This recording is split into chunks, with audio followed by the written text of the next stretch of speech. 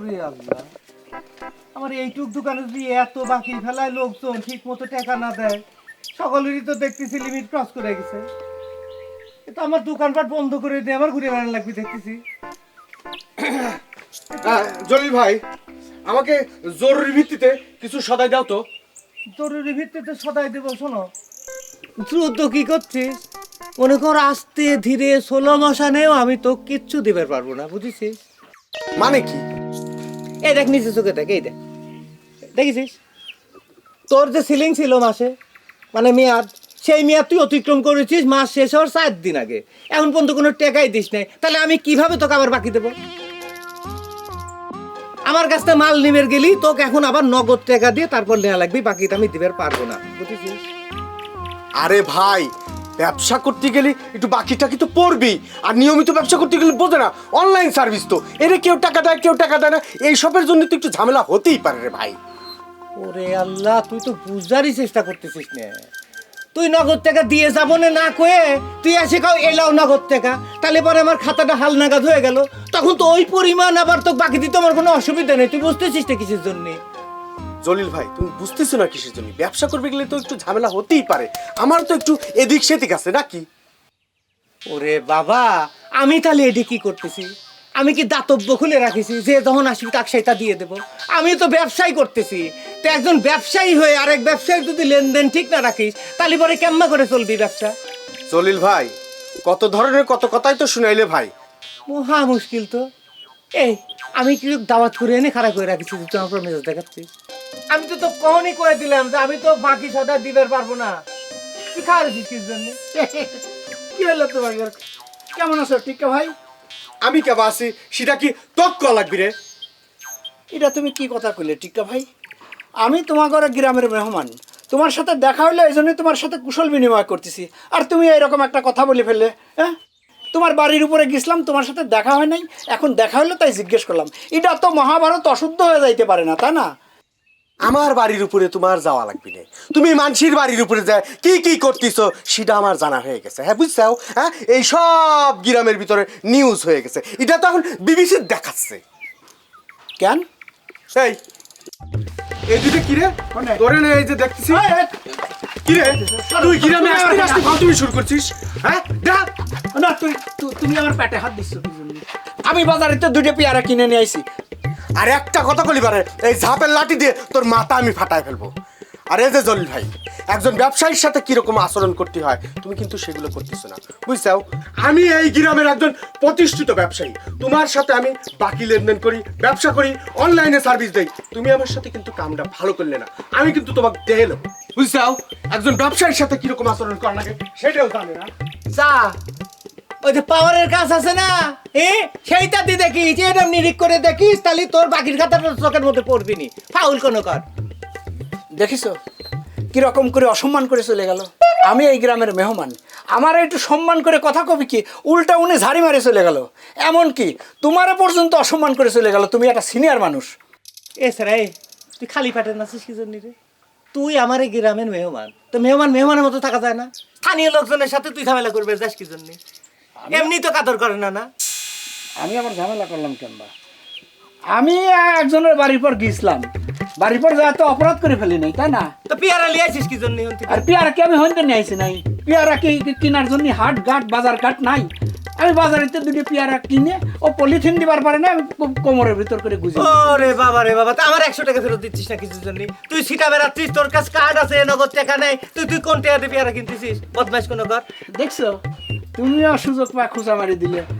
এইটুক সম্মান তুমি করলে না, ঠিক আছে দিয়ে দেবো না। সম্মান যার প্রাপ্য যেটুক সেইটুকুই দেওয়া উচিত। আচ্ছা, তোমার গ্রামে কি এটিএম বুথ আছে যে আমি কার্ড দিয়ে হঠাৎ করে টাকা তুলে নিয়ে এসে দেবো? তোর এই কার্ডের গল্প আমাকে শোনাস না তো? আমি নিজেই খুব বিপদে আছি।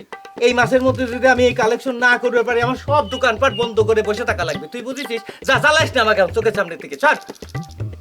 ফালতু জিনিসপত্র লিয়ে আইছে। ঠিক আছে। হ্যাঁ ম্যাডাম, আমি সই করে দিছি, এই ল। তো বুঝি হুনি রে নিসায় ভালো করে সাইন করছু নি হ্যাঁ, আমি বেগিন হচ্ছি, আইসি বাহার মাস্টার। আর যদি আরো কোনো নিয়ম কানুন থাকে আর না আরে দিতে না আরে এই বার মাস্টারের কাছে যদি কেউ হরে হেতাকে ফেল করানোর কোনো চান্সই নাই, শুধু হেতারা কিনলে এটাকে আশেপাশে যদি কেউ থাকে ব্যাগে পাস করে যাইব। তো ডানে বায়ে আশেপাশে চিন্তা করি তোমার লাভ নেই। তোমার আগে যে মাস্টার আইছিল হ্যাঁ তো কিন্তু লম্বা লম্বা লেকচার চাইছে, তো লাভ হয়েছে কি, রেজাল্ট কি হয়েছে? আমরা ফেল করেছি। এলাই তো কই আই কথা না কাজে বিশ্বাসী প্রমাণ চাই। ম্যাডাম কথায় না, আমি কিন্তু কাজেই প্রমাণ দিম। তাহলে আমরা কালকে তো মাঠে নামি যাই, কি কন? তাইলে কি তুই আর মায়া ঘর লইয়া মাঠে ফুটবল খেলতে চাইতেছো? ম্যাডাম বিষয়টা অনেকটা এরকমই, কারণ ভালো ফলাফলের লাই শারীরিক গঠন খুব জরুরি। আমি পড়ালেখা শুরু করানোর আগে আপনার মাইয়াকে শারীরিক গঠনের দিকে আগের নজর দিন। হ্যাঁ পুরোটা নাসি না তাহলে দেওয়া যাইতো না। তো স্যার আমাদের শরীরের উন্নতির জন্য কি কি খেলতে হবে না? দাবা, ক্যারাম বোর্ড নাকি লুডো?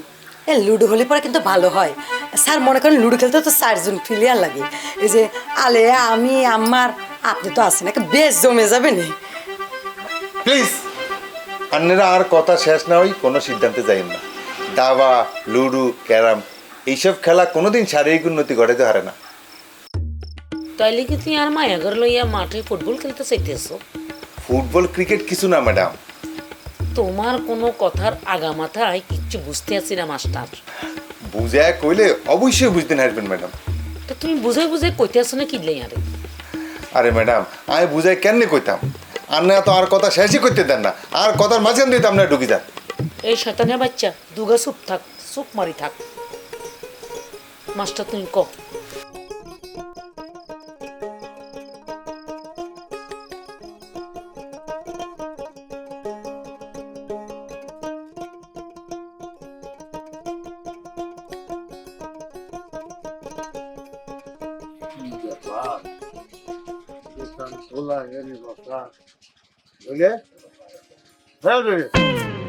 কি আছে?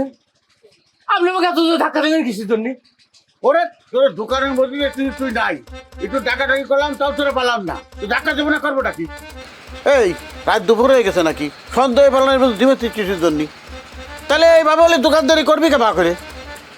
আমার দোকান আমি কিরম করে দোকানদারি করব, তার জন্য কি আমি আপনার কাছে টেলিং চাপের গেছি? একবারে এসে আপনি আমাকে জ্ঞান দিচ্ছে কে? কালকে যখন আপনার বাড়ির দিকে ছিলাম আমি, আমার সাথে কিরম বাজে ব্যবহার করছে আপনার মনে আছে? আপনি আর কোন সাহস আমার দোকানের পর আইছেন? লজ্জা করতেছেন না? ও ওই ছেড়ে বাপ, তুই আমার উপর রাগ করিস নি, যা আবার হয়ে গেছে। মাঝে মধ্যে আমার মাথায় যে কি হয় সেটা আমি নিজেই করতে পারি না। তুই এক কাজ কর, আমার একটা পান দে, দেখ আমার গলা শুকিয়ে মধ্যে কাঠ হয়ে যাচ্ছে। মুখ শুকায় কাঠ হয়ে গেছে। আপনার মুখ শুকায় কাঠ হোক না সুটকি হোক, আমার কিচ্ছু করার নেই। তুই আর কি করবি, একটা পান দে আর সিগারেট দিয়ে খাই চলে যাই। আচ্ছা খালু, আপনি কি আমার দোকানে নতুন সাদাই খাচ্ছেন? আপনি জানেন না যে আমি এইসব নেশাজাত দ্রব্য দিয়ে আমার দোকানে বিক্রি করি না? আমি তোর কত করে কিছু ধুম না হলেও পানটাও তো বিক্রি করি, কার কথা কিনা শুনে? আবারও করছি, আমি নেশাজাত দ্রব্য বিক্রি করি নে, বুঝেছেন? এই পান কি নিশার মধ্যে পড়ে নাকি? অবশ্যই পান নেশার মধ্যে পড়ে। তা না হলে ঘন্টায় ঘন্টা আপনার পান খাবার ইচ্ছে করে কিছুর জন্য, আর পান খাওয়ার জন্য পাগল হয়ে আমার খালাক যেভাবে চালান, আমার জেনে সেনে ফ্যাস ফ্যাস ফ্যাস করে আপনি পিক ফেলেন, যে কেউ আপনি বাইরে গেলে তো ভয় পেয়ে যাবে আপনার ব্যবহারে। দেখ জলে, তুই কিন্তু পান নিয়ে কোনো আজে বাজে কথা বলতে পারিস না, পান কোন নেশার মধ্যেই পড়ে না। অবশ্যই পান নেশার মধ্যে পড়ে। কারণ কি জানেন, পান যখন আপনি 2-3 বার চাবান দেবেন না, তারপরেই মনে হবে আপনি বিড়িতে একটা টান দেন। তাহলে কি হচ্ছে? পান হচ্ছে নেশার প্রথম ধাপ। আপনি এখনো প্রথম ধাপে আছেন, এখনো সরে যান, দ্বিতীয় ধাপে আগায়েন না, বুঝেছেন খালু? ওরে বাপ রে বাপ, একটা পান খাতে এসে তোর কাছে যে ধরনের তত্ত্ব পালাম, এত তো মনে হচ্ছে তুই ডাক্তার হয়ে গেছিস। হ্যাঁ, ওই মুড়ি চানাচুর বিস্কুট বেচা বাদ দিয়ে তুই ডাক্তারি কর। আচ্ছা ঠিক আছে, বাদ দে, তুই আমার একটা তথ্য দে দি। কোন কি তথ্য? চেয়ারম্যানের সাথে তোর দেখা হয়েছে? হ্যাঁ, দেখা হয়েছিল। আমার কথা কিছু কয়েছে? আচ্ছা, চেয়ারম্যান আপনার কথা আমার কাছে কবি কিসের জন্য? তার যদি আপনি কিছু কওয়া লাগে সরাসরি আপনি কি করতে? আচ্ছা আরেকটা কথা কবি, আচ্ছা এই আলাপদানের মাথার অবস্থা কেমন সেটা কথা একটু। আর একটা কথা বললেন, আমি কি ডাক্তার না কবিরাজ যে আলাপজানের মাথার অবস্থা কিরম ঠাস করে আপনি কয়ে দেবো আমি? ওরে বাবা, কথা কর আগে লাভ দৌড়িস কিসের জন্য? তুই আলাপদানের বাড়িতে সবসময় যাওয়া আসা করিস, সেই জন্য তোর কাছে জিজ্ঞেস করলাম। আচ্ছা খালু, আমি কি খালি আলাপজান চাচির বাড়িতে যাই? আমার এই ব্যবসার কারণে তো মনে করেন সাইরিয়া গ্রামে সব বাড়িতে যাই, আপনার বাড়িতেও তো যাই। তাই বলে কি আমি কবের পারবো আপনার মাথার অবস্থা কিরম? আপনার সাথে তো আমি এতদিন ধরে কথা কই, অথচ এখন পর্যন্ত আপনার আলাজিবিটাই আমি দেখি নাই। যা মুখে এসে তাই কোষ নিয়ে চলে, তোর কত বড় সাহস, তুই আমার আলা জিভে দেখতে চাচ্ছিস? তোর হচ্ছে কথা কুচি আসায় আমার ভুল হয়ে গেছে। কথা কয়ে বাড়িনি বিচুটি পাতার মতো করে চুলকায় ধরি, ফাল দিল কোনে কার। আপনাকে আসবের কয় কিটা? আমি কি আপনাকে বাড়িতে দাওয়াত করে ডাকিলে আসি আমার দোকানের পর? উঠলো আসি আবার স্বপ্নে জ্ঞান দিবে আছে। হত্তর দিন বেয়ানে ভোরে ঘুমোত্তর উড়ান লাগবো, ঘুমোত্তর উড়ি 4-5 কিলো দৌড়ান লাগবো, হিয়ান তো নয় গোসল করান লাগবো, তারপরে তিতা পানি খাওয়ান লাগবো।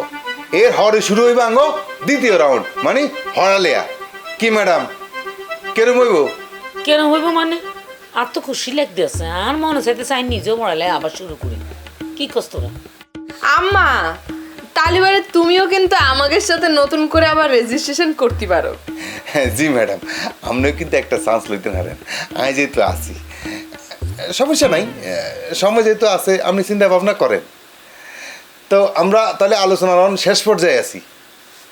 আর সর্বশেষ কথা হইল গিয়া, এই যে আইন নিয়ম কানুনের কথা কইলাম, এটার লাগে কি করার লাগবো? আমাদের তাড়াতাড়ি ঘুমাইতে যাওয়ার লাগবো। আম্মা আমার তো ঘুম আসতেছে, আমি গেলাম।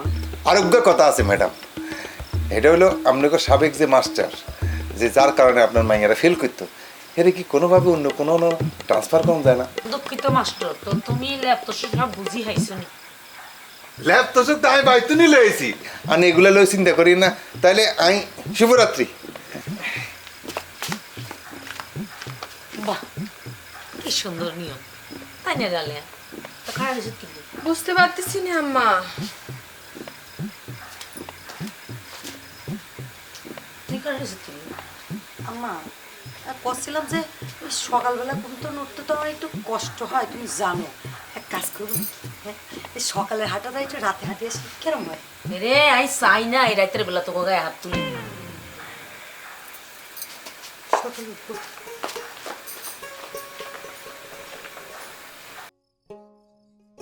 কেন এত রং বদলায়?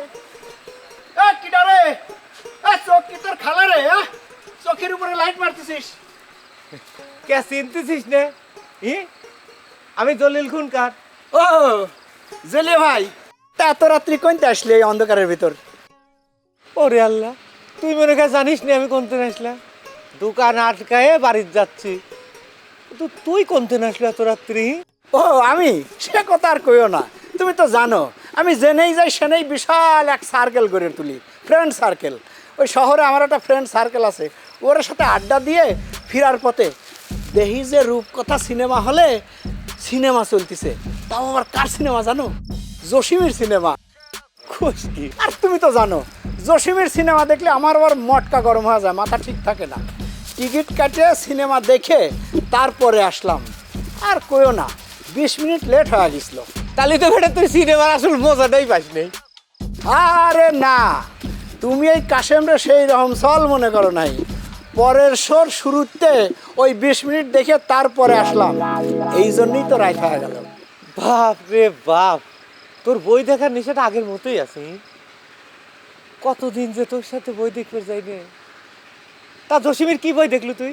সেটা আমি তোমার পরে কই, তার আগে আমি তোমার এই বইয়ের গল্পটা একটু শোনাই।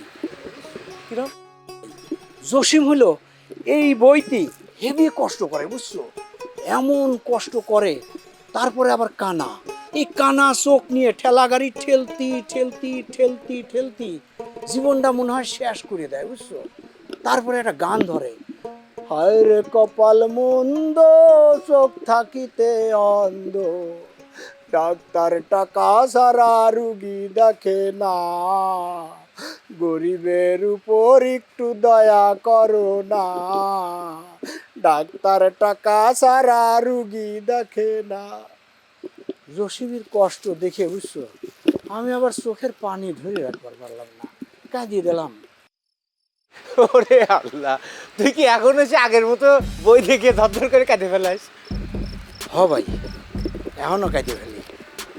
এই বইয়ের ভিতরে জসিম এমন কষ্ট করে, কষ্ট করে সংসার চালায়। তার ছোট ভাই অমিত্রে মানুষের মতো মানুষ করলো। সেই অমিত কি করলো জানো? অমিত? অমিত কিটা? আরে অমিত্রে চিনলে না? আরে নায়ক অমিত হাসান। ও আচ্ছা চিনিছি।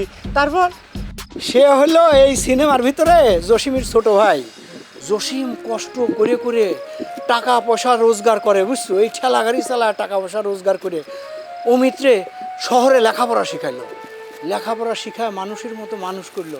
আর সেই অমিত কি করলো জানো ভাই? কি করলো? সেই অমিত বড় লোকের এক মেম সাহেবরে বিয়ে করে সেই বাড়ি ঘর জামাই থেকে গেল। এই ভাইরে সে ভুলে গেল। এই দুনিয়ার উপরে মানুষ এত বেঈমান হয়। ভাই এত কষ্ট করে তারে মানুষ করলো, সেই ভাই ভাইরে ভুলে গেল। এই কি ছিল ভাইয়ের প্রতি ভাইয়ের প্রতিদান? তারপরে একবার যদি দেখতে সাবানার অবস্থা কি, তাহলে তুমি চোখের জল ধরে রাখতে পারতে না ভাই। আচ্ছা তুই কি কালকে আসিস নাকি এলাকায়? হ, কেবল আসলাম, থাকবো তো কয়দিন। তাহলে পরে ভাই এক কাজ করি, হ্যাঁ, কাল সকালবেলা দোকানের পর চলে আয়। দুই ভাই আমার দোকানের সামনে বসে আরাম করে তোর গল্প শুনবো না। এটা কি করছো তুমি? কত শরীরের ভিতরে একটা জোশ থাকতে থাকতে গল্প শোনা লাগে। সিনেমার গল্প গরম গরম না শুনলেই কাম হয় না, বুঝছো? ওরে ভাই রে, সারাদিন দোকানদারি করে বুঝছিস হল্লেক হয়ে গেছে, এমন খিদে লাগেছে। এখন যদি তোর গল্প শুনবে যাই তাহলে আমার ঘরের ভাতটা ঠান্ডা হয়ে যাবে, আর তোর গল্প শুনে আমি সেটা মজা পাবো না। সেই জন্যই করছিলাম সকালবেলা চলে আসবো, ভরা পেটে মনে কর দুই ভাই বেঞ্চের পর বসে মজা করে গল্প শুনবো না, বুঝছিস? ও তাহলে চলে যাবা? হ আমি যাই গাই। আচ্ছা ঠিক আছে, যাও, তোমার যখন এত খিদে লাগেছে যাও। গেলামি। আচ্ছা।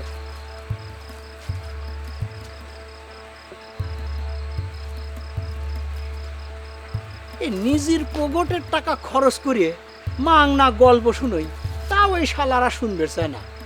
কি কব, এই জন্য এই শালাগরে জীবনে কোনো উন্নতি হয় না।